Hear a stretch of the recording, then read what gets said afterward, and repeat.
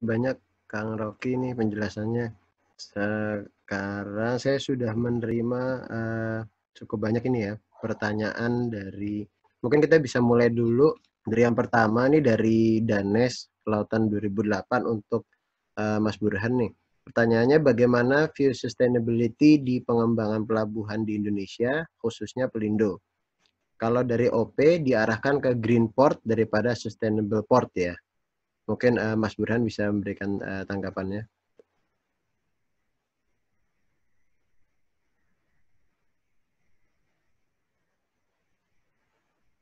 Oke. Ya. Ya, jadi terkait apa pengembangan pelabuhan gitu ya, atau sustainability-nya seperti apa gitu. Jadi sebenarnya ini kalau Danes bilangnya green port daripada sustainable port, ya green port sebenarnya ya sustainable port juga gitu ya. Tapi di Indonesia seperti apa gitu? Di Indonesia kalau yang saya alami, maksudnya saya lihat dari kondisi kacamata kita gitu ya, dari Pelindo gitu ya, memang secara apa ide atau gagasan memang kita berusaha untuk menerapkan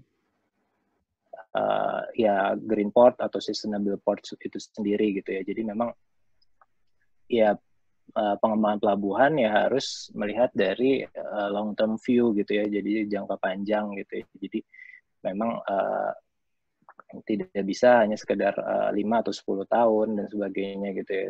Bahkan harusnya 50-100 tahun gitu ya.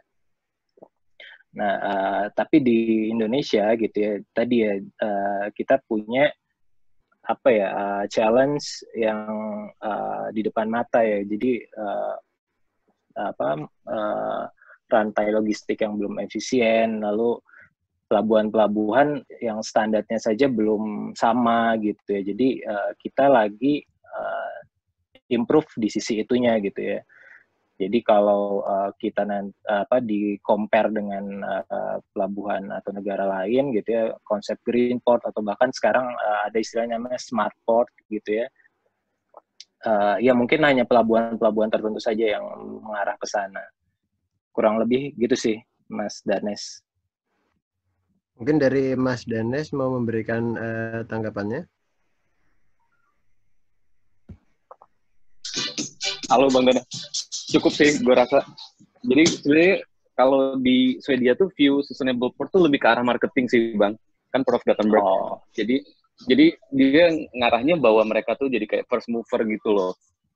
Jadi mereka bilang mereka sustainable port jadi contoh buat duduk di berbagai port lain yang lebih gede dari mereka, kayak Rotterdam ya kita udah tahu udah lebih gede, Antwerp juga lebih gede. Tapi kalau Port of Gothenburg dia yang dijualnya cuma sustainability doang gitu. Dan mereka ngelihatnya bukan ke arah lingkungan yang terlalu lingkungan, tapi lebih ke arah sosialnya yang digedein sama mereka, kayak desain living di sekitar area pelabuhan, dan view-nya juga sebagai operator aja, bukan maksudnya regulator aja, bukan operator gitu. Jadi ya kurang lebih menjawab lah, kalau emang view-nya sama berarti ya persepsinya yang agak beda aja gitu. Makasih Bang Burhan. Ya. Oke, sama-sama. Terima kasih Mas Danes tanggapannya. Lalu saya masuk ke pertanyaan kedua dari OD Kelautan 2016. Ada dua pertanyaan. Pertama untuk Mas Burhan, yang kedua untuk Mas Burhan dan Kang Rocky. Tapi untuk yang pertama dulu, Mas Burhan, apakah memungkinkan untuk kondisi saat ini melakukan rehabilitasi kanal yang sudah ada dan mungkin menambahkan kanal baru untuk pembuatan inland waterway? Apakah secara regulasi pemerintah memiliki tendensi ke arah ini? Mungkin itu dulu, nanti lanjut yang kedua. Jadi terkait rehabilitasi kanal gitu ya, atau menambah kanal. Jadi saat ini yang tadi ya gambarannya multimodal dari pelabuhan ke hinterland gitu ya, itu praktis sebenarnya kita tidak memanfaatkan waterway atau kanal yang ada lah gitu ya, kecuali pelabuhan sungai gitu ya. Jadi waterway-nya ya sungai itu sendiri yang alami aja gitu, tapi bahkan tidak di maintenance sebenarnya gitu ya. Jadi pemerintah saat ini masih belum fokus ke arah sana gitu. Jadi memang yang tadi disebutkan gitu, untuk transport ke hinterland gitu ya, ke consumer dan sebagainya, itu masih mengandalkan jalur darat gitu. Jadi memang pemerintah masih belum ada fokus gitu ya untuk pengembangan waterway, atau bahkan setidaknya misalkan memaintain sungai-sungai yang ada gitu ya, agar pelabuhan-pelabuhan di dalam sungai gitu ya, itu tidak kendala dengan alur pelayaran dan sebagainya gitu ya. Saat ini ya salah satu bottleneck terbesar gitu ya untuk pelabuhan-pelabuhan sungai gitu kayak di Pontianak, Palembang, dan beberapa pelabuhan lain, itu ya sungai yang itu ya sedimentasi yang cukup tinggi dan sebagainya gitu. Dan itu tadi ya biaya maintenance dan sebagainya itu dari badan usaha itu sendiri gitu. Jadi itu yang salah satu kendala lah untuk dari sisi inland waterways ya. Mungkin itu Mas Dana. Ya. Dan saya langsung ke pertanyaan kedua dari Ode, ini untuk Mas Burhan dan Kang Rocky terkait pembahasan logistik di pelabuhan yang sepertinya hanya pelabuhan di bawah otoritas OP yang berada di bawah Kementerian Perhubungan. Lalu bagaimana dengan pelabuhan perikanan yang di bawah KKP? Bukannya pelabuhan tersebut juga memegang peranan penting terkait distribusi ikan dan juga mungkin berpengaruh terhadap kesejahteraan nelayannya. Apakah pengembangan pelabuhan ini juga berlaku di pelabuhan perikanan? Gitu. Mungkin Kang Rocky dulu bisa memberikan tanggapannya. Kang Burhan dulu kali. Oh ya, boleh. Mas Burhan begitu. Iya, kalau untuk tadi Ode konteksnya memang sebenarnya basicnya mirip gitu ya kalau logistik itu, tapi memang ini memang arahnya ke kargo gitu ya, kargo barang lah gitu ya, karena mungkin untuk perikanan dan sebagainya selain memang berbeda gitu ya dari sisi regulasi atau pengelolaannya gitu ya, itu kan di KKP gitu ya, tapi memang ya kayak infrastruktur di pelabuhannya itu sendiri servis atau pelayanannya ya memang berbeda gitu. Jadi memang di sini konteksnya memang lebih fokus ke pelabuhan kargo gitu ya, tidak ke ikan sebenarnya, walaupun mungkin prinsip-prinsipnya seperti yang tadi disampaikan bahwa rantai logistiknya harus efisien dan sebagainya gitu ya. Itu bisa diterapkan juga gitu ya, konsepnya seperti itu gitu. Itu sih mungkin Mas Dana. Siap kalau gitu. Mungkin dari Kang Rocky ingin memberikan tanggapannya. Oke, ini kalau saya bisa boleh terus terang ya, kalau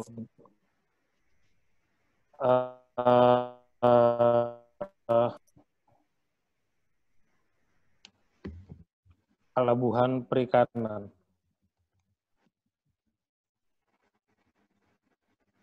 dari awal secara blueprint, tadi saya sempat singgung mengenai cetak biru logistik nasional.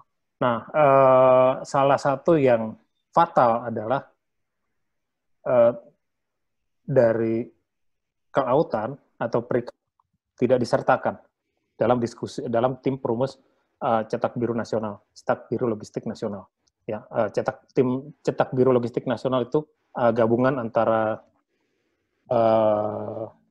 pemerintah, swasta, ada departemen perdagangan, departemen perindustrian, departemen keuangan, departemen kelautan nggak ada.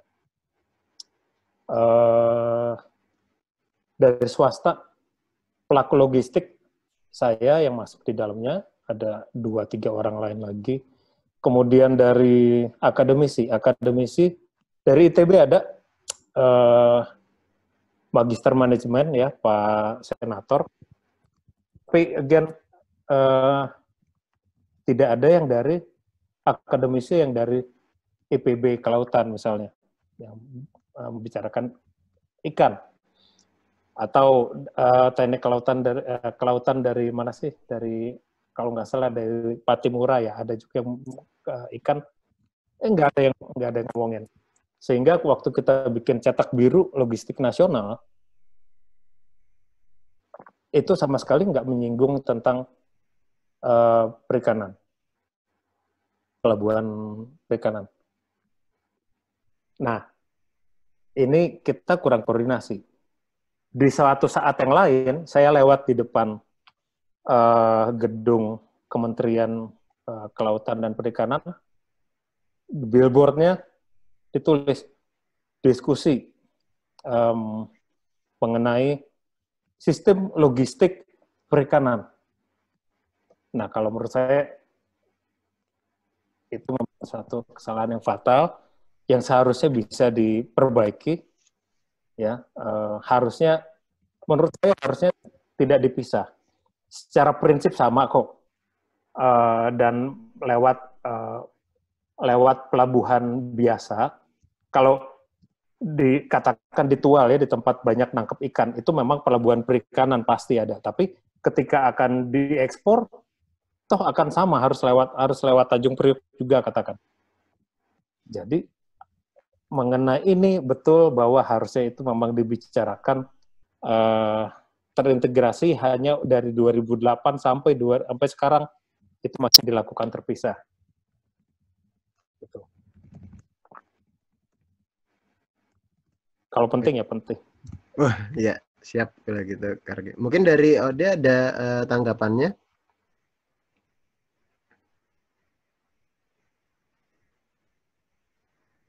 Kalau sudah terhubung ya, kalau belum mungkin saya lanjutkan ya ke pertanyaan berikutnya dari Kiki, Kelautan 2009 untuk Mas Burhan. Boleh nggak nih di-share terkait program tol laut? Bagaimana di mana area improvement yang perlu dilakukan supaya program ini lebih baik lagi? Di aspek mananya kah? Infrastrukturnya kah? Kapalnya kah? Kebijakannya atau kolaborasinya? Mungkin bisa dijelaskan. Oke.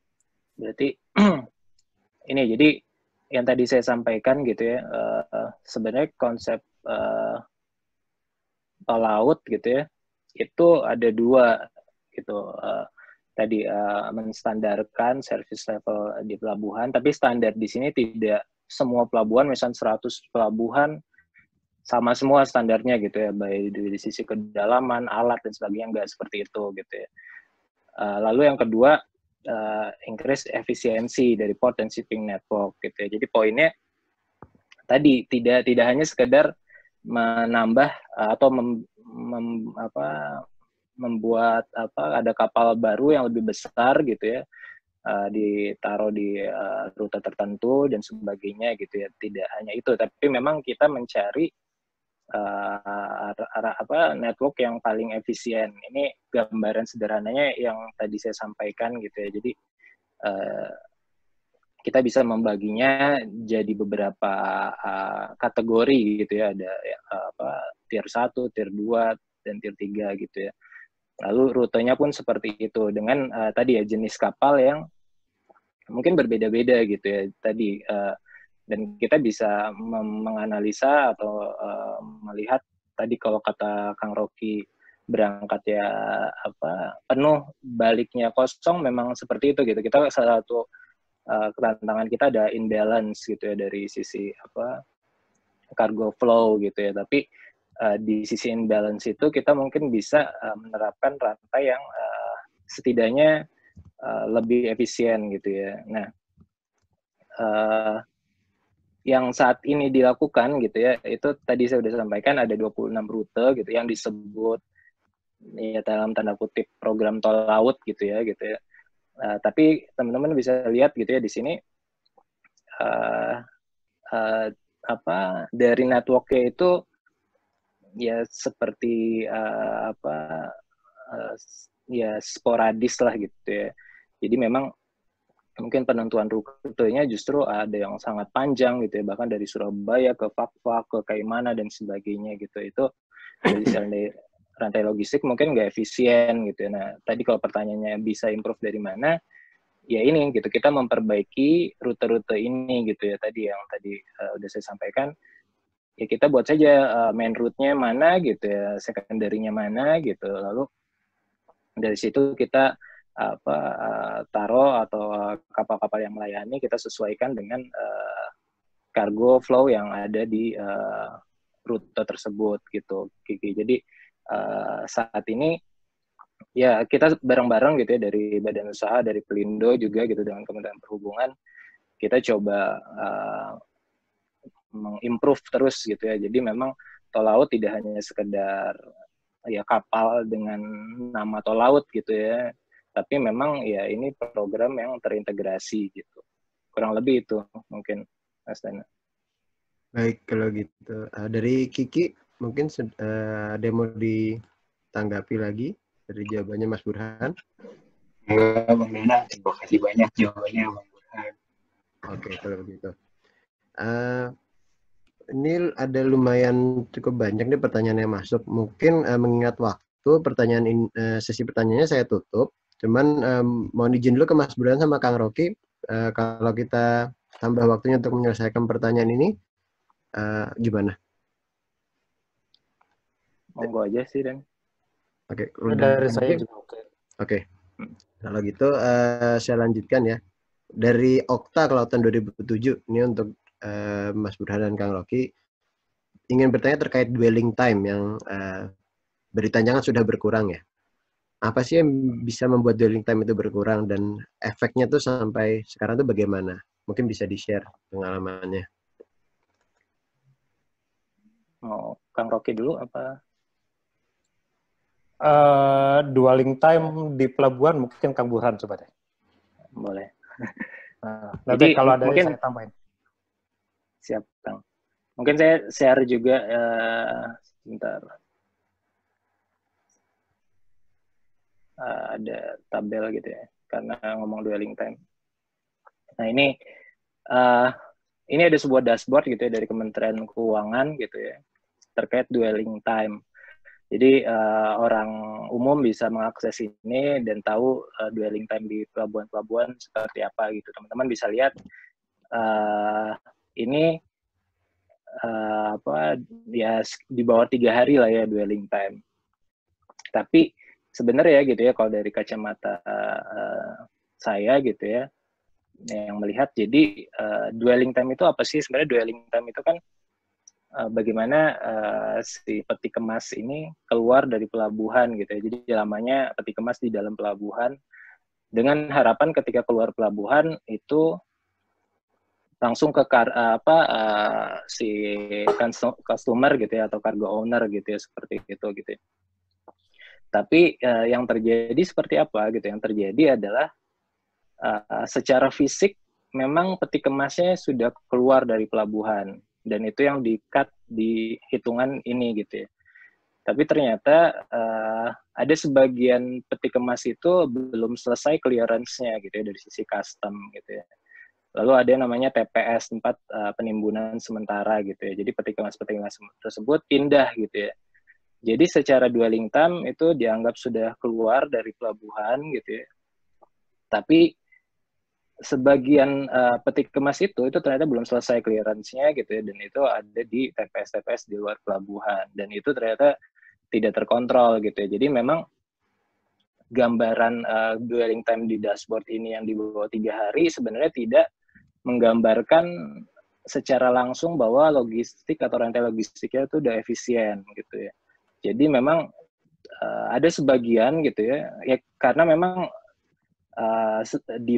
bukan dipaksa ya, jadi ya dalam tanda kutip gitu, bahwa karena dwelling time ini menjadi sorotan gitu, jadi peti kemas itu harus keluar dari pelabuhan setidaknya 3 hari gitu ya, meskipun tadi ya clearance-nya belum selesai gitu ya. Nah tapi ya itu gitu kan, sayangnya yang peti kemas yang belum selesai itu tidak terkontrol juga, dan mungkin justru sebenarnya masih lama juga gitu ya di TPS-TPS tersebut si peti kemasnya gitu ya. Dan jadi kalau pertanyaan Okta seperti apa gitu ya, walaupun sudah turun mungkin di media-media dan sebagainya, tapi secara real dari rantai logistiknya mungkin tidak menggambarkan bahwa itu sudah efisien lah, gitu kurang lebih. Dan siap. Dari Kang Rocky mungkin ada tambahannya? Oke. Jadi kalau saya lanjutkan tadi apa yang disebutkan oleh Burhan ya. Dari sisi dwelling time katanya turun, oke. Tapi yang dimaksudkan tadi barangnya udah keluar dari pelabuhan, tapi belum tentu sudah sampai ke penerima. Begitu ya, Kang Burhan ya. Karena itu hanya memindahkan lokasi yang tadinya nimbun di pelabuhan, kemudian nimbun di tempat lain, sementara proses clearance customs-nya itu, proses kepabeanannya belum selesai. Gitu. Jadi ujung-ujungnya lead time itu bukan hanya dwelling time, lead time itu antara waktu antara dia mulai kirim sampai diterima ke penerima. Itu belum tentu sudah lebih singkat. Memang ini kalau saya bisa katakan ini PR besar. Ini karena internal Alka ya, gitu. Nggak ada orang bea cukai kan di dalam ya. Saya bisa disclaimer memang, itu juga di awal. Jadi memang memang gini, dari bea cukai itu banyak sekali sudah dilakukan reformasi, banyak sekali. Ya, kalau saya bisa kesaksian, saya pernah harus meeting dengan Dirjen Bea Cukai, diminta di meeting, saya disuruh datang 6:30 pagi ke kantor Dirjen. Wah gila yang bener aja, emang udah siap gitu. Tapi luar biasa, saya datang 6:30, itu udah ramai. Memang pada waktu itu Dirjennya terkenal dia pekerja keras. Jadi ya kalau dari etos kerjanya udah seperti itu, memang reformasi di Kementerian Keuangan atau Direktorat Jenderal Bea Cukai itu paling tidak niatnya udah oke. Tapi kan faktornya banyak ya. Pertama dari sisi IT, dari sisi teknologi.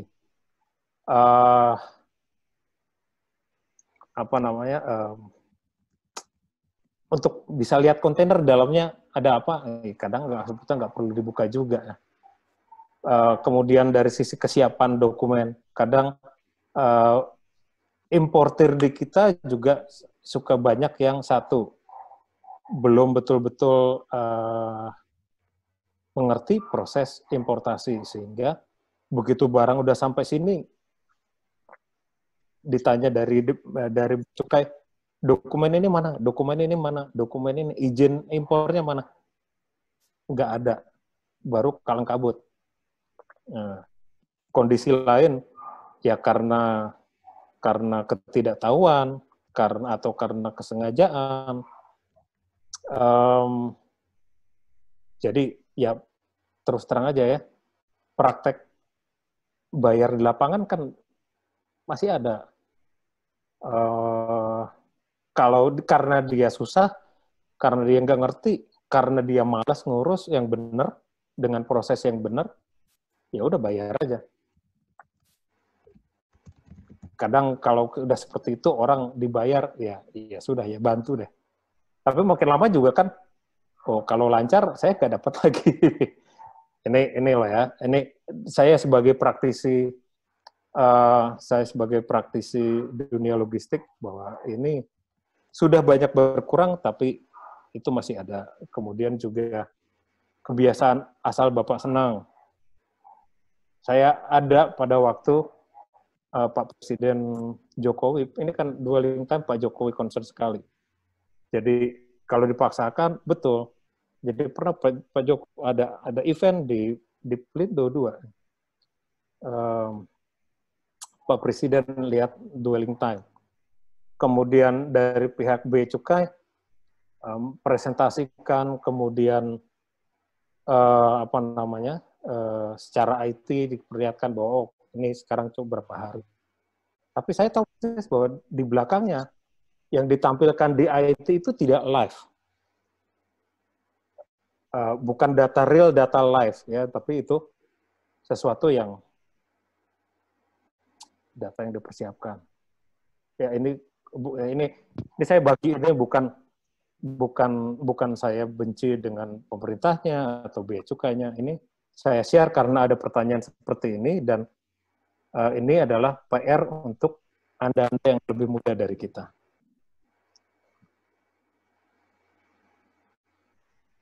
Cukup kan Rocky? Cukup ini apa ya? Ini Jelas ya.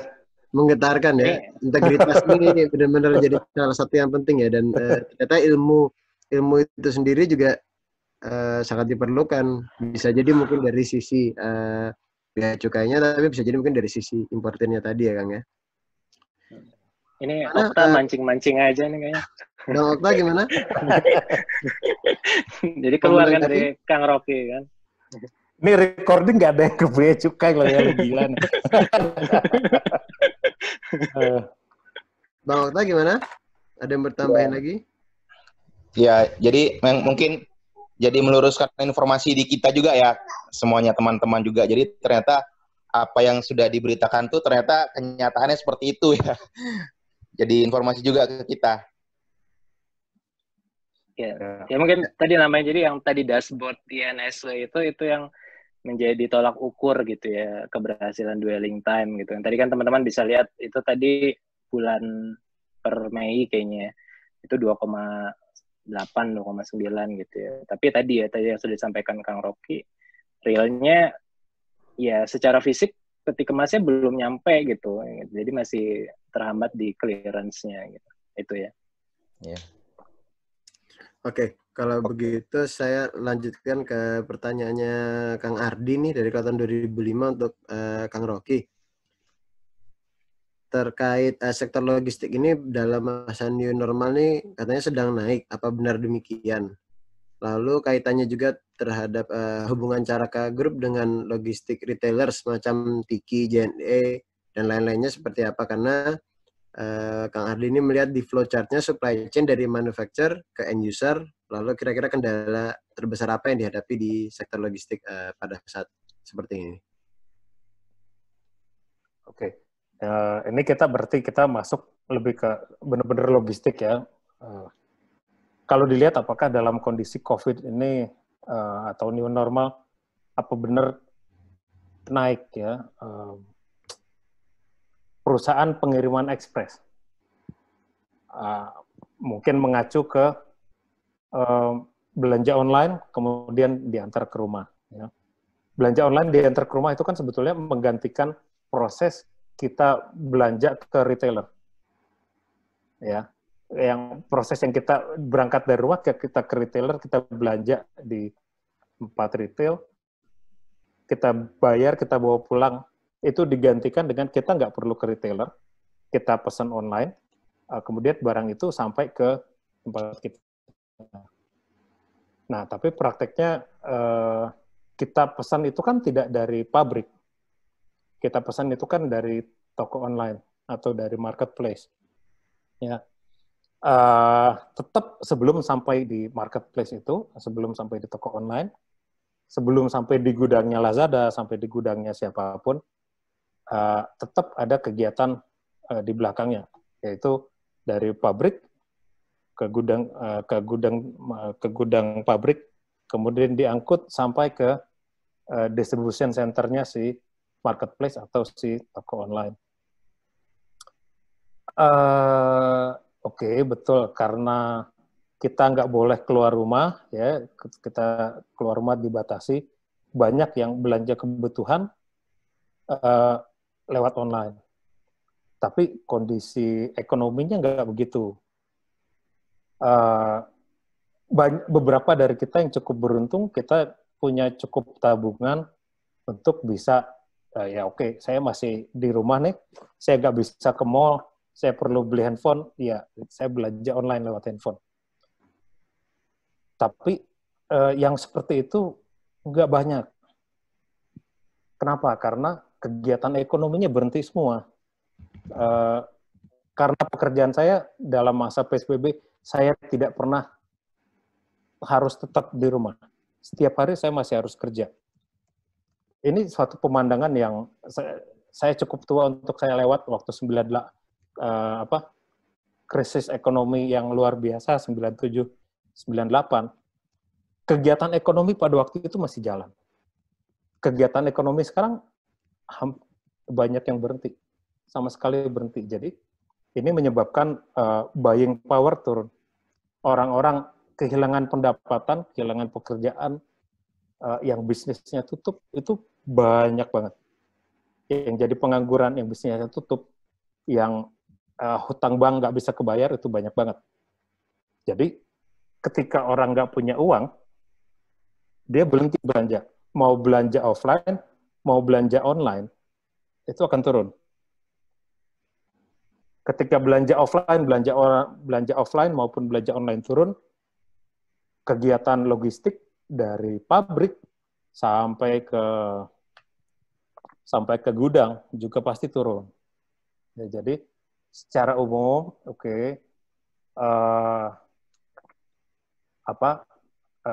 kegiatan belanja online masih ada, tapi secara umum industri itu paling nggak turun 15-20% volume barang yang bergerak. Satu lagi yang lupa, customer masih ngirim, ada ya. Kalau customer yang bangkrut ada, customer yang volumenya turun ada. Tapi yang jelas customer yang bayarnya jadi tambah lama itu hampir semuanya. Oke.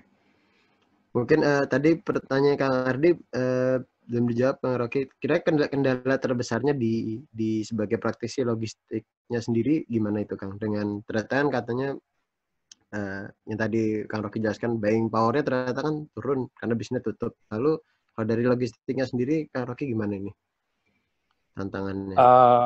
Selain dari buying power turun, tapi juga dari sisi transportasi kan kemarin-kemarin ini banyak di stop ya. Pesawat banyak stop. Bahkan kapal laut pun, kapal penumpang ya, banyak di stop. Jadi ketersediaan moda transportasi ini pun jadi terbatas. Hukum ekonomi. Kalau ketersediaan terbatas, antara supply dan demand tidak seimbang, minimum harganya naik. Harga transportasinya naik. Masih untung kalau masih bisa jalan. Kadang ke beberapa daerah itu ya memang secara transportasinya pun sudah terputus, sudah nggak bisa lagi. Oke, kalau gitu. Dari Kang Ardi mungkin ada tanggapannya?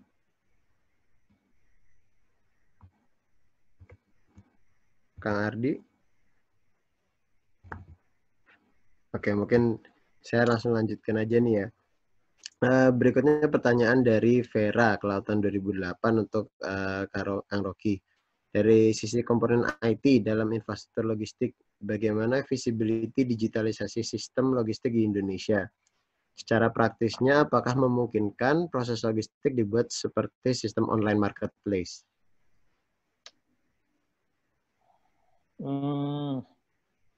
Oke, ini kalau saya agak salah nangkep ya, pertanyaannya apakah proses logistik bisa dibuat secara sistem online marketplace? Iya.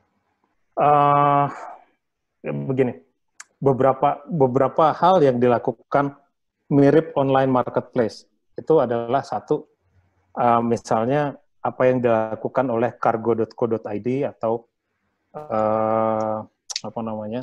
ada perusahaan-perusahaan lain yang mereka mengumpulkan data penyedia transportasi truk misalnya, itu siapa aja sih, kemudian jalur Jakarta-Surabaya, Jakarta-Bandung, siapa aja. Di titik lain, dia mengumpulkan siapa yang perlu untuk mengirim Jakarta ke Bandung, Jakarta ke Surabaya. Dan dia mempertemukan antara supply dengan demand di portalnya dia. Gitu. Itu seperti sistem online marketplace. Begitu juga untuk kontainer, kayaknya juga udah ada deh. Ya. Cuma memang industri logistik ini kalau menurut saya sampai sekarang ini Kalau pengiriman barang logistik dari situsi itu dari individu ke individu itu mungkin lebih gampang.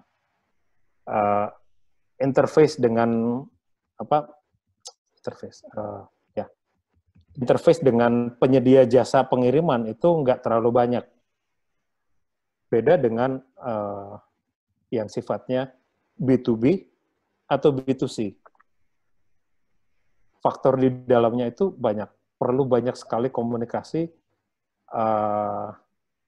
bukan hanya teknis, tapi tidak jarang juga relationship itu penting. Human touch-nya masih penting, karena industri logistik itu adalah salah satu industri yang tingkat ketidakpastiannya tinggi. Kadang ada kapal tidak berangkat terlambat karena cuaca, kadang ada jembatan putus, kadang ada macam-macam.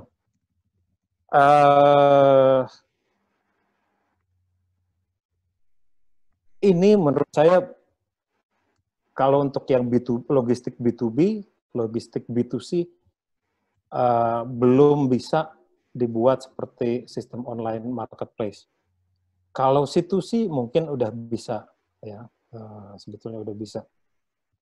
Sampai kapan belum bisanya, barangkali pelan-pelan bisa dengan ada perubahan budaya. Bisa nggak kebiasaan orang-orang yang sekarang yang sebentar-sebentar tanya ke customer service, minimum kalau nggak telepon atau lewat email atau lewat chat, itu harus jalan. Kalau hanya lewat IT saja, kemudian ship and forget rasanya belum bisa untuk B2B dan B2C. Oke, kalau gitu. Mungkin dari Mbak Vera ada tanggapannya? Nggak ada tanggapannya. Terima kasih banyak atas jawabannya dari Kak Rocky. Oke. Sama. Nah, berikutnya saya loncat dulu ke pertanyaan dari Adrian Kelautan 2007 karena masih ada kaitannya dengan IT tadi ya. Pertanyaannya, untuk Kanban board ini ternyata lebih awal diimplementasikan di logistik kepelabuhanan. Dan saat ini kan startup company sedang gencar-gencarnya, bagian dari prinsip agile. Seiring dengan perkembangan Industrial 4.0, bagaimana kemajuan pelabuhan dan sistem logistik di Indonesia menerapkan sistem automation atau port automation yang dapat menjadi salah satu faktor penurunan logistik cost. Tuh. Jadi pertanyaannya lebih ke bagaimana penerapan sistem port automation untuk menurunkan cost dari logistik itu sendiri. Mungkin ini pertanyaan untuk Mas Burhan dan Kang Rocky. Mau saya dulu Pak Kang Rocky? Mas Burhan boleh jawab dulu. Jadi kalau tadi ya terkait ya digitalisasi gitu. Jadi ada digitalisasi, ada otomisasi, automation lah gitu ya gitu. Jadi ya di pelabuhan itu step-nya berbeda gitu ya. Jadi digitalisasi itu memang ya sudah dari beberapa tahun yang lalu kita sudah mulai gitu ya. Jadi integrasi sistem dan sebagainya gitu ya. Karena ya memang sebenarnya kita ketinggalan ya dari beberapa negara lain gitu ya. Tapi kita lagi mengarah ke sana gitu, termasuk tadi ya dari sisi dokumen, flow dokumen dari beberapa instansi dan sebagainya gitu ya. Itu sudah dibuat lah gitu ya, kita inisiasi, walaupun memang integrasinya masih belum port to port seluruh Indonesia gitu ya. Jadi memang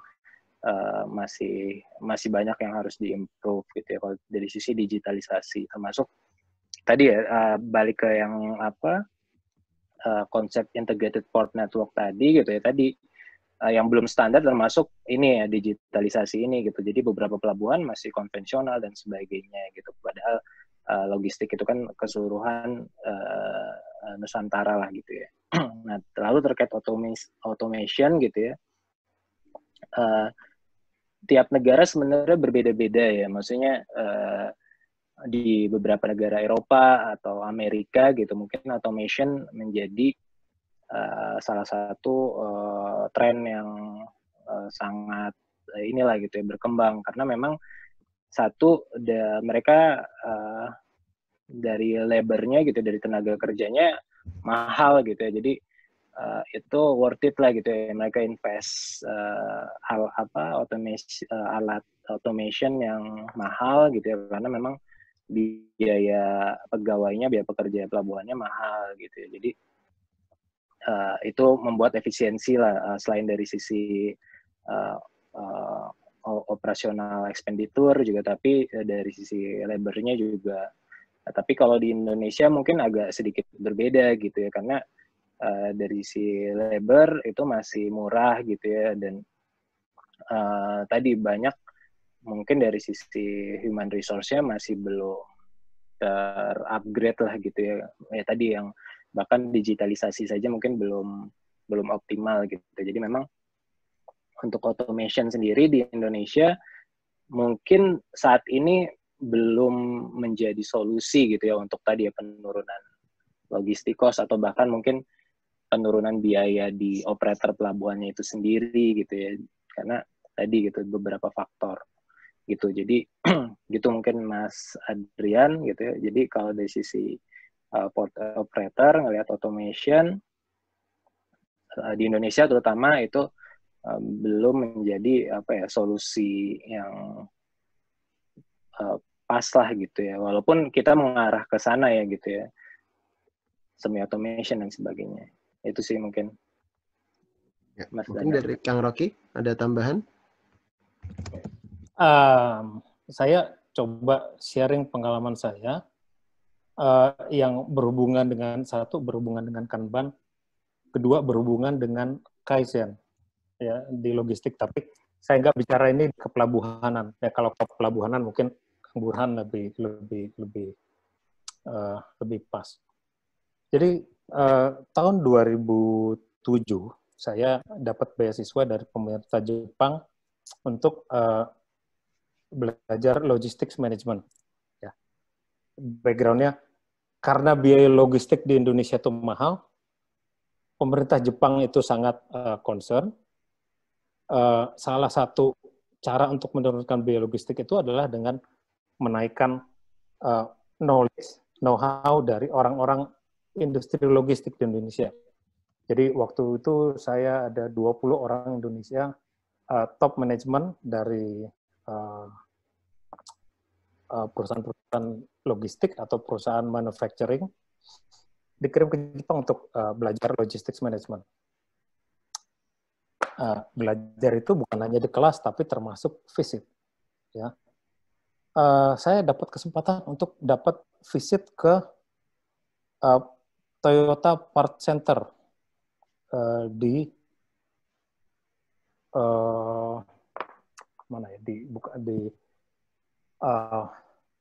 yang terbesar di Jepang, Yokohama atau di mana tuh.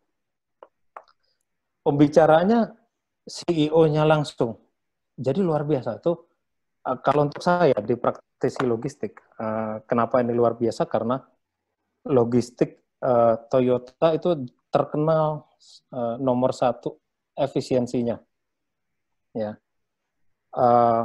part center di tempat itu adalah di Jepang ya, untuk Toyota itu adalah yang paling efisien di dunia otomotif sedunia. Menariknya ya, sebetulnya yang paling efektif kedua setelah Jepang itu di Indonesia. Parts otomotif di Toyota Indonesia, kita yang kedua paling efisien. Umur parts dari Toyota, barang mobil-mobil Toyota yang ada di parts itu di Indonesia, umurnya 21 hari rata-rata. Itu luar biasa loh. Kalau usia dari barang datang sampai barang keluar dari gudang 21 hari itu sangat singkat. Banyak perusahaan itu 1 bulan lebih atau sampai 3 bulan. Di Jepang itu yang paling efisien, usia stok itu hanya 6 hari. 6 hari. Nah, waktu saya masuk ke gudangnya, saya punya bayangan bahwa saya akan melihat robot yang super cepat gitu ya, dan lain-lain. Karena saya ke gudang-gudang lain, gudang otomotif lain, gudang make up, gudang industri kamera, industri lain, mereka sudah otomasi dengan robot cepat sekali. Saya kaget waktu saya lihat masuk ke gudang Toyota Part Center itu manual. Jadi yang dilakukan adalah betul-betul pakai otak. Contoh, dilakukan penyusunan barang ya. Mereka dengan data yang ada, mereka menyusun sedemikian rupa sehingga barang yang paling sering keluar itu ditaruh di lokasi yang paling dekat dengan tempat bongkar muat. Tingginya diatur, kalau lebih sering keluar, tingginya sesuai dengan tinggi badan, lebih jarang sedikit, dia mesti jongkok sedikit atau mesti naik sedikit. Itu contoh kecil. Kemudian sampai skrup, bagaimana supaya dia meminimalisasi baut, itu tidak salah naruh bautnya di mana. Itu cuma pakai kardus yang ukurannya disesuaikan dengan panjang bautnya. Jadi kalau salah naruh, ketahuan bahwa itu salah taruh. Mainnya cuma di situ, enggak pakai robot, enggak pakai apa. Sampai kardusnya, sampai rackingnya itu dibuat oleh karyawan sendiri. Jadi bayangan saya untuk yang gudang logistik part center yang paling efisien di dunia ternyata bukan dari sistem canggih otomasi. Itu lebih dari orangnya, lebih dari sistem yang mereka bangun, mempermudah, meminimalisasi kesalahan. Saya kasih bayangan aja deh.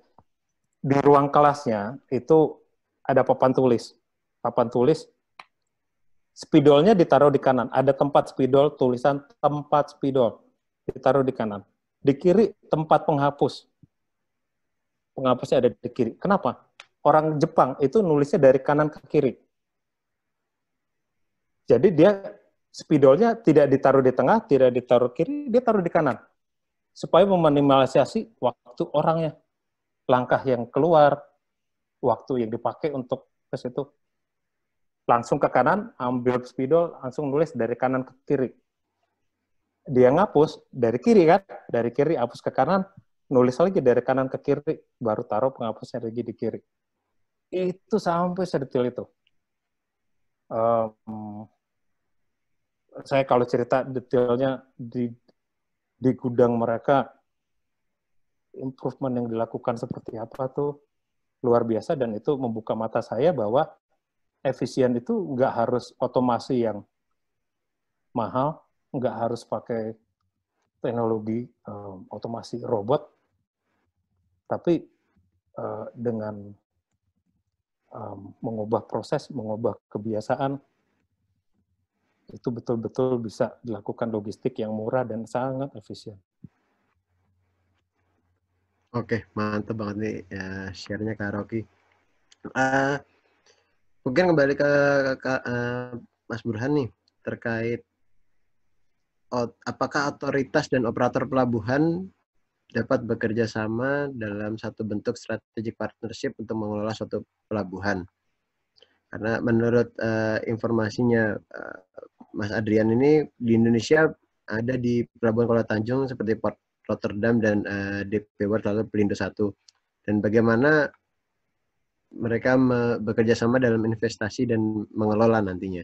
Mungkin Mas Burhan bisa sharing terkait itu.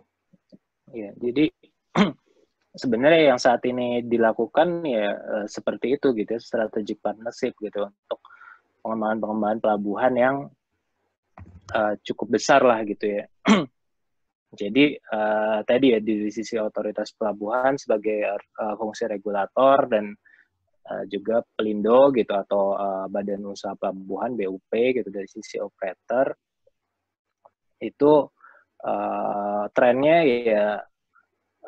ya strategic partnership gitu ya untuk beberapa pelabuhan yang memang strategis. Tapi bisa juga gitu ya untuk pelabuhan-pelabuhan yang lain gitu ya itu ya domestik aja gitu ya untuk partnership-nya gitu. Tadi kalau terkait misalnya strategik ada DP World gitu ya, lalu kalau di Priuk ada Hutchinson, ada PSA dan sebagainya gitu, karena memang itu untuk connect dari sisi global network-nya gitu ya, karena memang kita kan dalam satu rangkaian besar gitu ya, global network untuk perdagangan via laut gitu ya. Jadi dengan strategic partnership itu diharapkan bisa menjadi nilai tambah lah bagi pelabuhan tersebut gitu.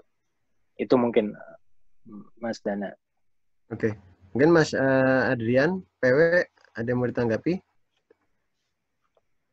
Ya, saya terima kasih Mas Kang Burhan, Kang Rocky. Menurut saya sih sudah cukup jelas. Ya, terima kasih sharingnya. Poinnya untuk yang digitalisasi kan, ya hanya tertarik dengan mengikuti perkembangan zaman, tapi saya menyadari bahwa memang kemampuan kita di negara kita saat ini fokusnya memang belum ke sana. Saya setuju sekali. Apalagi bicara infrastrukturnya memang masih terus dikembangkan. Nantinya mungkin kalau sudah efisien baru kita bisa berpikir apakah memang menarik untuk kita implementasi otomisasi dan lebih baik digitalisasi dulu baru otomisasi. Lalu poin kedua untuk yang sharing Kanban dari Bang Rocky, terima kasih. Ya saya juga pernah mendengar cerita bagaimana Jepang sangat efisien seperti itu. Ya saya pikir harusnya sangat belajar dari pengalaman itu, saya yakin sangat diimplementasikan dengan baik di bisnis Kang Rocky itu sendiri. Karena ya di perusahaan tempat saya bekerja kebetulan sedang dalam tahap untuk mengoptimalkan sistem kerja karyawannya dan terinspirasi dari sistem Kanban itu juga dengan menggunakan software Microsoft Planner salah satunya. Kemudian poin terakhir untuk yang pertanyaan saya mengenai strategic partnership tadi, ya terima kasih Kang Burhan penjelasannya. Poinnya ya saya melihat mungkin ke depannya akan lebih banyak juga potensi jika ada pelabuhan-pelabuhan strategis lainnya, ya potensi untuk dibuka investasi yang lebih besar bagi swasta untuk bisa bekerja sama. Karena menarik ya tadi saya pikir ya otoritas pelabuhan hanya otoritas pelabuhan saja, kemudian operator hanya operator saja, tapi dari sisi strategic partnership ternyata mereka bisa bekerja sama, tidak melimitasi. Saya kira itu, terima kasih banyak. Oke, kalau gitu. Nah, pertanyaan berikut ini mungkin bisa dijawab cukup singkat nih. Dari mahasiswa, Nabil dari Kelautan 2018 untuk Mas Burhan dan Kang Rocky. Mata kuliah apa yang dipelajari di Teknik Kelautan yang sekarang ini terpakai di bidang pekerjaan masing-masing? Nah, jangan-jangan mungkin malah berat sama sekali gitu kan. Oke, mungkin dari Kang Rocky dulu. Yang lebih berpengalaman. Apa ya? Aduh, kalau kerjaan saya karena industrinya logistik, mungkin sedikit sekali ya.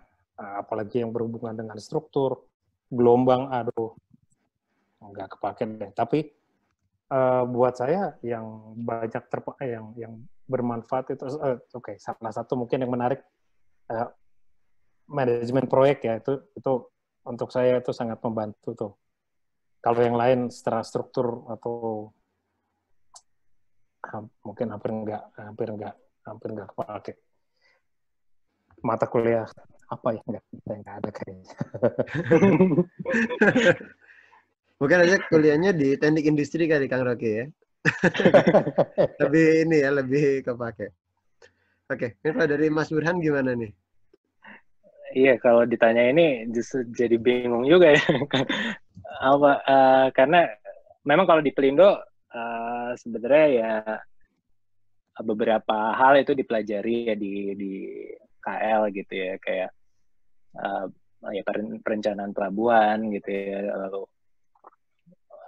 ya untuk dari sisi teknik pantainya gitu ya, gelombang dan sebagainya gitu ya. Tapi sekarang itu kan saya lupa dari tahun berapa gitu ada mata kuliah operasi dan manajemen pelabuhan gitu ya.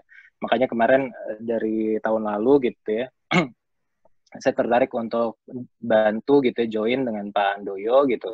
Jadi saya kasih masukan dari sisi praktisi gitu, Pak Handoyo mungkin dari sisi akademisi gitu ya. Jadi harapannya mata kuliah itu bisa ngasih gambaran gitu ya sebenarnya real industri pelabuhan seperti apa gitu. Jadi itu jadi terobosan yang bagus sih di KL ada mata kuliah operasi dan manajemen pelabuhan yang untuk terkait pelabuhannya. Jadi teman-teman bisa dapat yang baru-baru ya gitu. Sayangnya waktu angkatan saya juga belum ada tuh gitu ya.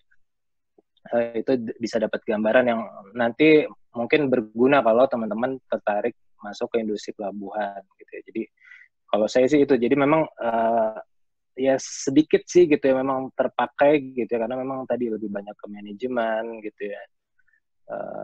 Ya mungkin kalau Kang Loki komunikasi segala macam gitu ya. Jadi itu sih. Dan mungkin malah proporsi himpunan KMKL justru lebih besar tuh kayaknya.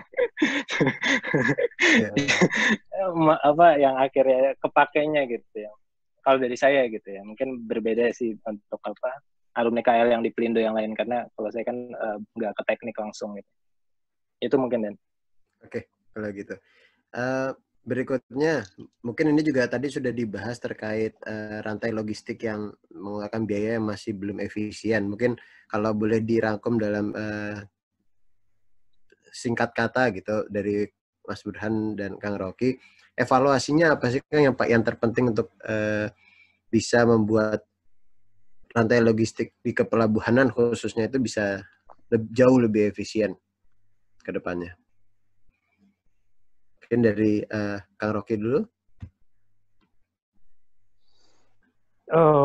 Kalau khusus kepelabuhanan, apa ya? Saya rasa sih apa yang dilakukan sekarang ya, kan udah banyak sekali penambahan kapasitas di pelabuhan, penambahan infrastruktur, itu kita menurut saya kita udah di arah yang benar lah, belum sempurna tapi menuju ke arah yang benar. Dan ini nggak bisa berdiri karena kita tadi lihat ya bahwa ini nggak bisa berdiri sendiri pelabuhan, tapi juga di infrastruktur lain juga perlu di jalan, di rel kereta. Bagaimana kita bisa logistiknya efisien? Kalau misalnya, kalau katakan dwelling time di pelabuhan bagus, tapi rate truk dari daerah industri ke pelabuhan cuma bisa 1,5 kali satu hari. Ya jadi kalau rate itu maksudnya dari tempat industri, ya, kawasan industri ke pelabuhan, balik lagi, nah itu satu rate tuh, satu trip kan. Rata-rata sekarang baru 1,5 sampai 2 trip itu maksimal tuh udah gila banget.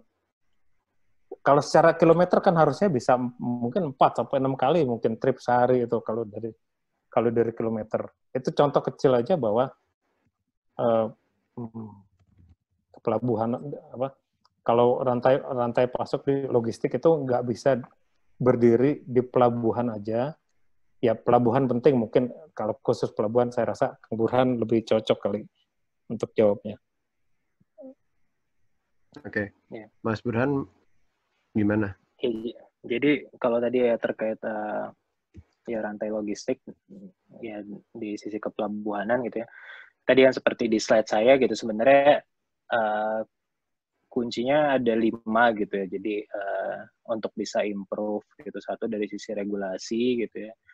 2 connectivity gitu ya tadi ya, hinterland segala macam yang tadi udah sama Kang Rocky. 3 itu pelayanan dan infrastruktur pelabuhannya itu sendiri gitu ya. Jadi harus diimprove dengan standar-standar tertentu gitu. Lalu shipping network gitu ya. Jadi shipping network yang tadi disampaikan juga gitu bahwa harus dibangun shipping network yang efisien gitu ya. Jadi tidak hanya parsial lah gitu ya. Jadi port to port saja gitu ya. Lalu yang terakhir tadi imbalance karena imbalance kargo tadi gitu. Jadi memang ya perlu ada tumbuhnya industri-industri baru mungkin yang disupport dari pemerintah atau ya investor dan sebagainya gitu. Jadi kuncinya ada 5 itu sih untuk improve logistik gitu ya di Indonesia gitu. Yang kata kuncinya kalau di summary yang tadi sudah disampaikan, ya kita nggak bisa sendiri-sendiri gitu ya, baik pelabuhan gitu atau dari sisi logistik praktisi dan sebagainya gitu. Tapi kata kuncinya integrasi dan sinergi. Itu sih mungkin kalau dari saya. Oke, pertanyaan ini dari Zalsa Puspita KL 2016. Gimana? Ada tanggapannya atau udah cukup jelas nih? Udah cukup jelas, Kak. Terima kasih banyak untuk Kang Rocky dan Kang Burhan. Oke, saya masih punya 2 pertanyaan terakhir nih. Mohon izinnya Kang Rocky sama Mas Burhan kita bisa selesaikan ini ya. Dari Bramantio Kelautan 2016 juga untuk Kang Rocky. Mengapa port internasional yang banyak malah makin buruk dengan tingkat impor yang banyak dan luas, wilayah yang juga luas di Indonesia bukannya lebih efektif kalau port internasional banyak langsung ke hinterland yang dituju? Oke, jadi gimana saya jelaskan? Gini, pertama ya, rule of thumb, aturan umum yang berlaku untuk di logistik. Makin besar volume yang dibawa, makin murah. Contoh, kalau kita bawa barang pakai motor, banyak, akan lebih mahal daripada kalau kita bawa pakai truk besar satu. Ya, itu gambaran makin banyak yang dibawa, makin murah biaya satuannya. Apakah per kilogram, per kontainer, per kubik meter, rule of thumb-nya begitu. Makin banyak dibawa, makin murah. Kemudian saya kasih gambaran begini. Kalau pelabuhan internasionalnya banyak, tujuan di luar negerinya banyak, ya, langsung kapal yang dipakai akan makin kecil, kemudian makin banyak, jalurnya makin banyak. Saya coba share satu slide share. Yang ini sebetulnya saya kasih gambaran untuk truk, tapi berlaku yang sama untuk kapal.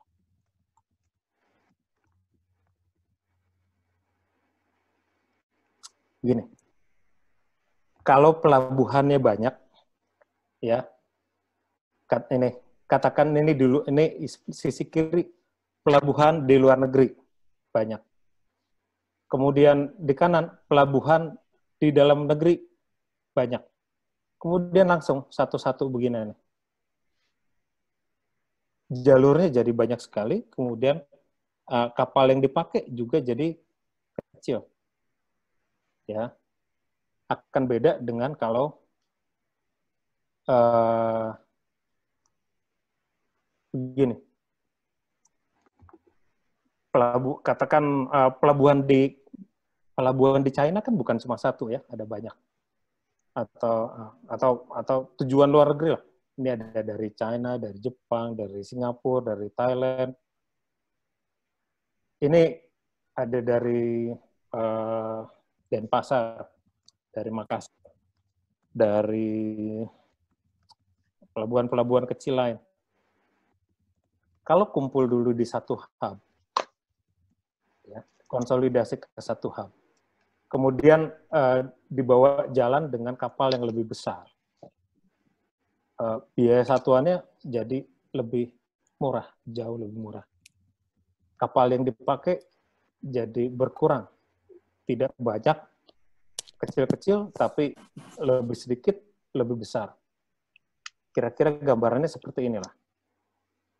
Secara trade, secara perdagangan juga pengaruh. Gimana? Kalau langsung ya satu-satu begitu, volumenya volume dagangnya kecil-kecil, satu-satu.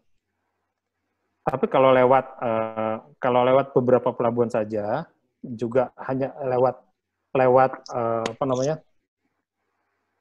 secara trade-nya juga ada yang ngambil bulk banyak, baru nanti dibagi-bagi. Itu juga jauh lebih murah secara trade ya, secara dagang, bukan secara angkutan. Kemudian suatu negara itu bisa, bayangkan, suatu negara itu bisa hidup hanya dari dia menjadi pelabuhan hub saja. Itu income-nya banyak banget. Ya. Negara seperti Singapura, kan kapal yang mampir ini banyak sekali. Memang konsumsinya kemana sih? Nggak ada. Sebagian besar konsumsinya itu banyak ke Indonesia. Ya. Dari pelabuhan-pelabuhan kecil itu tuh di seluruh Indonesia banyak yang pakai kapal-kapal kecil menuju Singapura. Dari Singapura dia yang konsolidasi, kemudian baru disebar ke negara lain. Itu ada income-nya buat Singapura. Kenapa harus kita kasih ke sana? Kenapa nggak dikasih ke pelabuhan-pelabuhan di Indonesia? Biaya untuk hub seperti itu. Jadi memang dicetak biru atau di sistem logistik nasional kita menunjuk beberapa lokasi itu kita impikan. Indonesia memimpikan bahwa kita akan memiliki pelabuhan laut yang berfungsi sebagai super hub internasional. Gitu. Jadi saya harap dengan ilustrasi seperti ini lebih jelas kenapa pelabuhan kecil-kecil langsung internasional itu tidak menguntungkan sebetulnya buat kita. Terima kasih. Oke. Dari Bramantio, mungkin sudah cukup jelas belum? Sudah. Mungkin saya tambahin juga. Oke, boleh, Mas Burhan. Iya.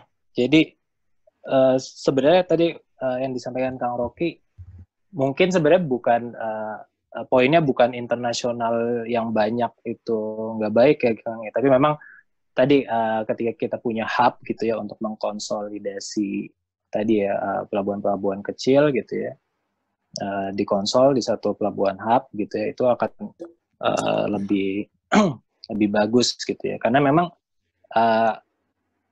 yang saya tahu gitu beberapa pelabuhan kita gitu yang internasional itu karena memang dia sebagai port destination gitu jadi memang kargonya emang ke situ gitu ya jadi kayak di Priuk ya karena daerah industrinya banyaknya di daerah Priuk dan sekitar di Jakarta dan sekitarnya gitu ya mau nggak mau memang di situ gitu ya arahnya gitu ya tadi jadi memang mungkin poinnya bukan melarang banyaknya itu gitu ya Kang ya tapi memang justru dengan ketika kita ngelihat ada hub gitu ya beberapa pelabuhan domestik yang kecil gitu ya dikonsol di satu pelabuhan tertentu gitu ya untuk bahkan tadi bisa menangkap pasar hub internasional gitu ya, misalkan tadi yang ke Kuala Tanjung gitu ya di Selat Malaka seperti itu atau Batam misalkan gitu ya itu mungkin jadi poin pentingnya gitu ya itu mungkin dan tambahan. Siap, terima kasih Mas Burhan. Nah terakhir ini ada pertanyaan dari Vivi Kelautan 2006 untuk Kang Rocky mungkin bisa share terkait perencanaan trade dan industrial roadmap system di Indonesia.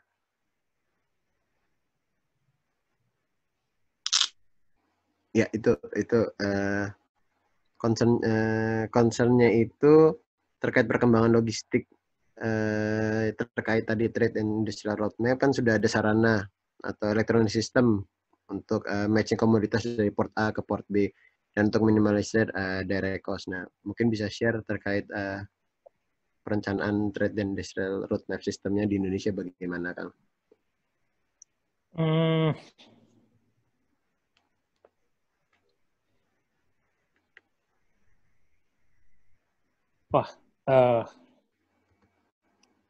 Perencanaan trade dan industrial roadmap kayak panjang banget. Gimana ya?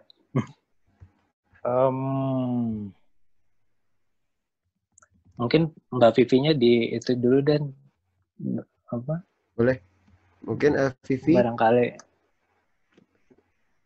Mbak Vivi mungkin mau Halo, jelas. Vivi KL06.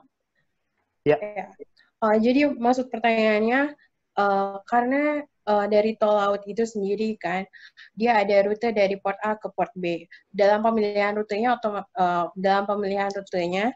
apa saja yang dipertimbangkan? Misalkan untuk pertimbangan komoditas di port A dan port B supaya si kontainernya itu pas dari satu tempat ke tempat lain akan kontainer penuh. Tapi kalau misalnya kontainernya ini sebenarnya nggak bisa penuh, hanya untuk setengahnya dari konsaini A, setengahnya dari konsaini B, apakah dia ada sarana atau electronic system, si shipper-nya itu bisa matching komoditi atau matching full ini kontainernya itu?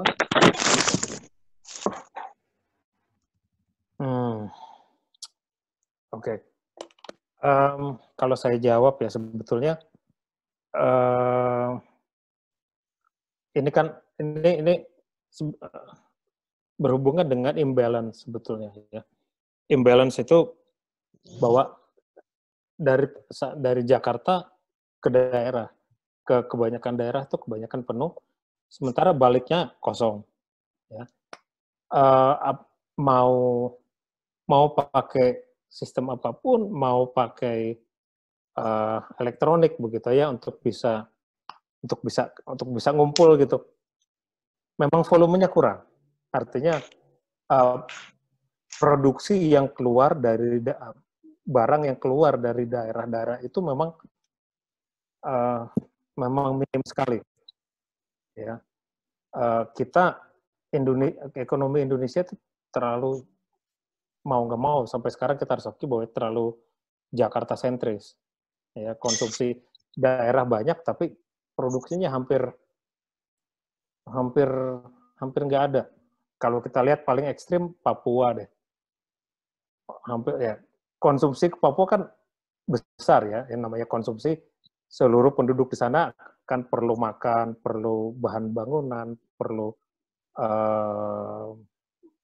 pakaian dan lain-lain.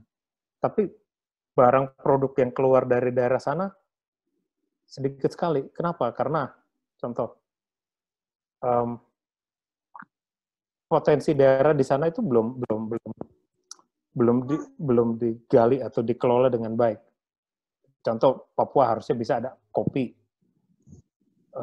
Memang volumenya belum bisa memenuhi kontainer atau kapal yang tersedia gitu. Jadi bukan masalah, kalau menurut saya pribadi bukan masalah perlu electronic system untuk konsolidasi matching komoditas sehingga bisa penuh, enggak. Kalau menurut saya memang pembangunan di daerah-daerah itu perlu. Kalau dari sisi pemerintah dulu sempat ada yang namanya koridor ekonomi. Ada beberapa koridor ekonomi ya,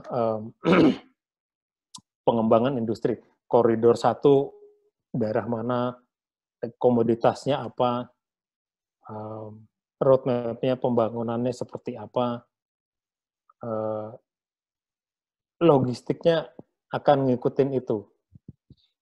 Tapi itu jangka waktu yang panjang, bukan jangka waktu 1-2 tahun, bahkan lebih dari 5 tahun, mungkin lebih dari 10 tahun, karena tidak singkat untuk mengembangkan yang koridor ekonomi itu sesuai dengan ya.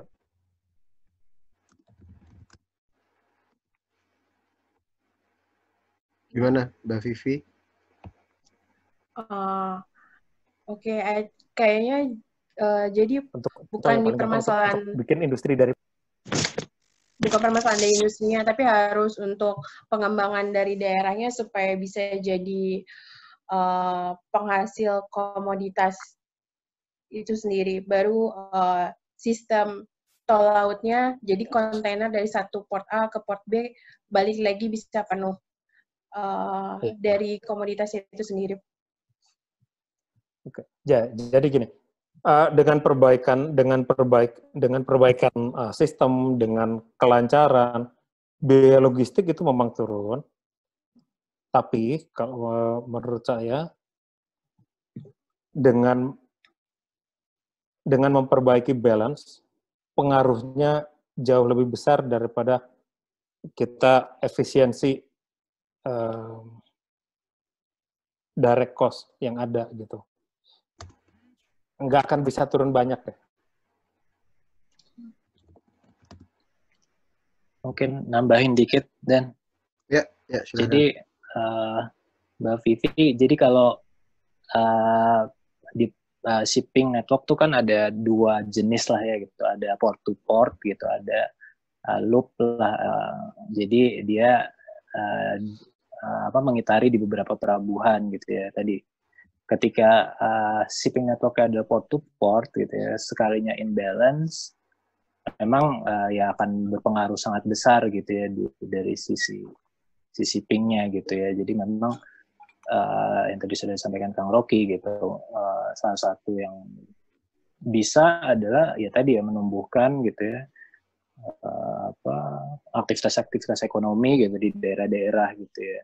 Tapi sembari itu gitu ya bisa juga tadi ya dengan loop service tadi gitu. Jadi bahwa setidaknya tidak menanggung beban yang sangat berat gitu dari sisi port to port saja gitu, tapi dia mencari loop yang memang mungkin bisa ada subsidi lah gitu ya dari ketika dia singgah di beberapa pelabuhan lain seperti itu gitu. Jadi itu kurang lebih mungkin tambahannya.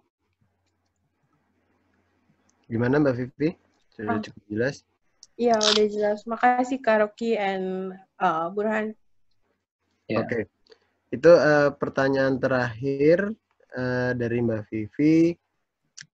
Sebelum saya menutup, saya mewakili panitia dan semua teman-teman mau mengucapkan terima kasih banyak untuk Kang Rocky dan Mas Burhan.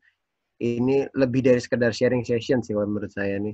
Ini lebih kayak storytelling gitu ya. Jadi ceritanya, pengalamannya ini sangat moga-moga bukan jadi cerita untuk menemani tidur ini.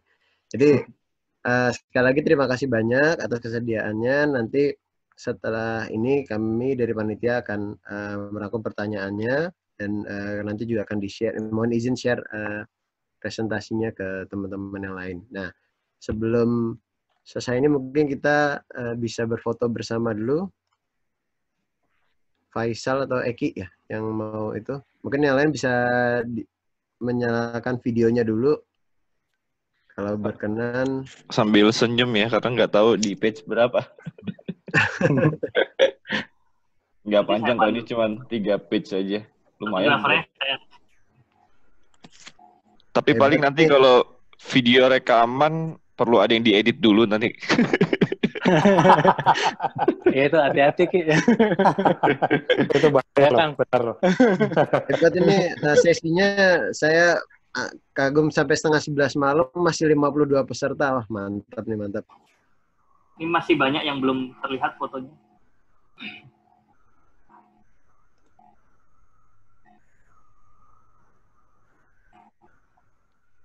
Oke, mungkin bisa dinyalakan videonya teman-teman. Oke, kita tunggu sebentar ya. Oke. Ya, sudah hampir semua. Di halaman 3 ini masih banyak, ada beberapa. Mungkin lagi langsung terburu-buru pasang kerudung bisa juga kan. Atau lagi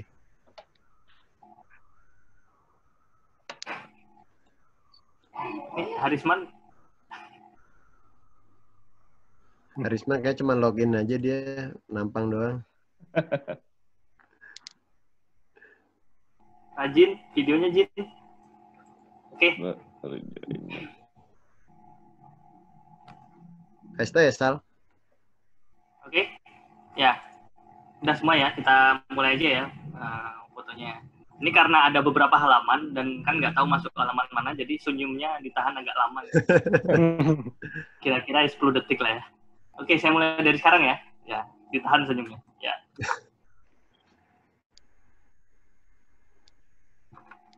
Tunggu sebentar karena ada 3 halaman. Tahan, baru halaman kedua. panjang-panjang. Halaman ketiga. Kering nih giginya nih, Sal. Iya. Ya, sudah. Terima kasih. Terima kasih banyak nih Kang Rocky, Mas Burhan sekali lagi. Ya, sama-sama. Saya tutup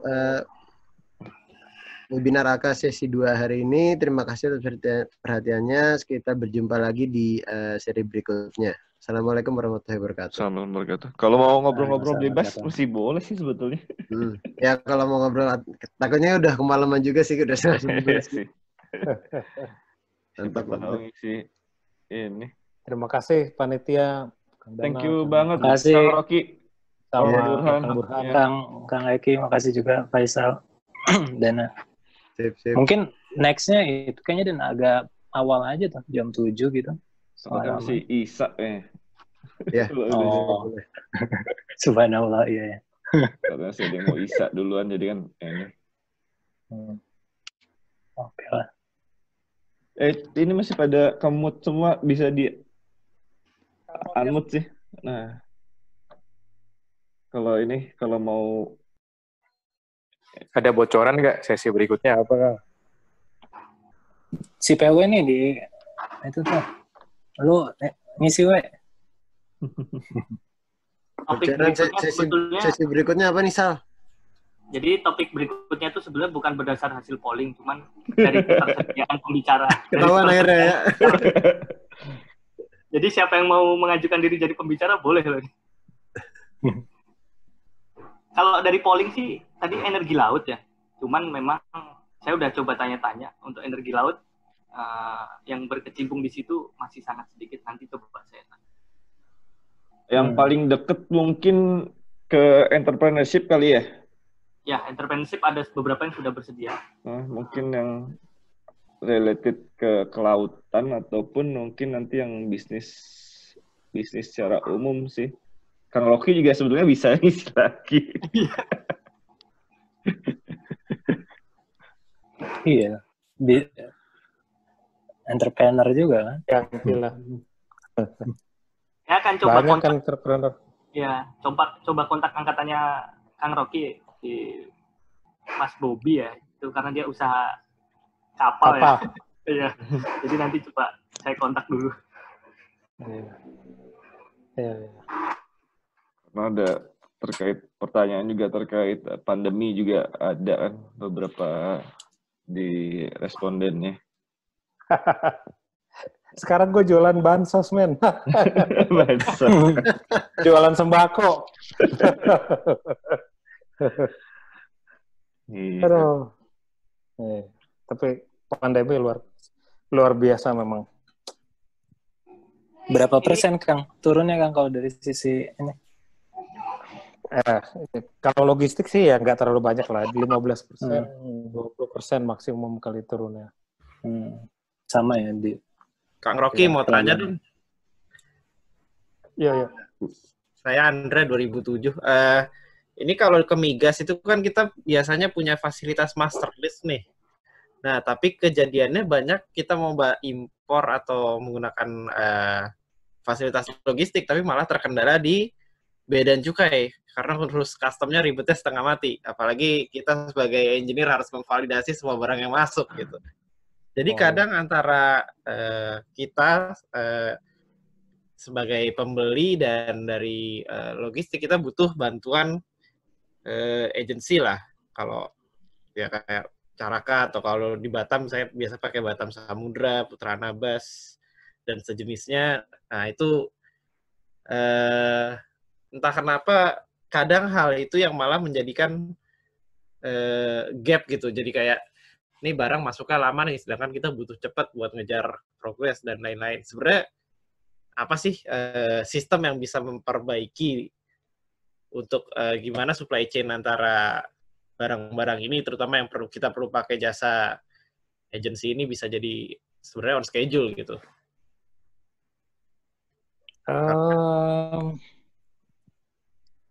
Waduh, saya nggak tahu ya kenapa bisa lama. Lamanya kenapa? Kadang biasanya antara bea bea cukai sendiri perlu ngecek lagi ke SDM untuk approval-nya.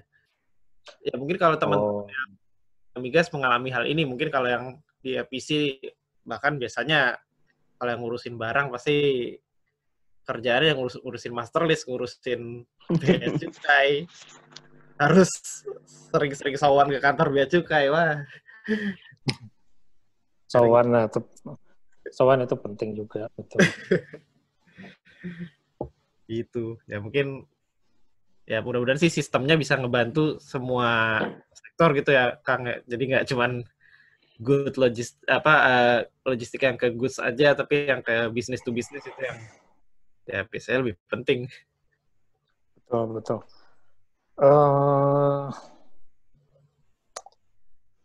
Sebetulnya sih ini juga ya, itu pengaruhnya kan banyak. Nomor satu, kalau saya memang ada layanan yang sebelum barang dikirim, kita pastikan bahwa semua kelengkapan dokumen atau perizinan itu sudah terpenuhi, baru kita kasih green light, oke, kirim.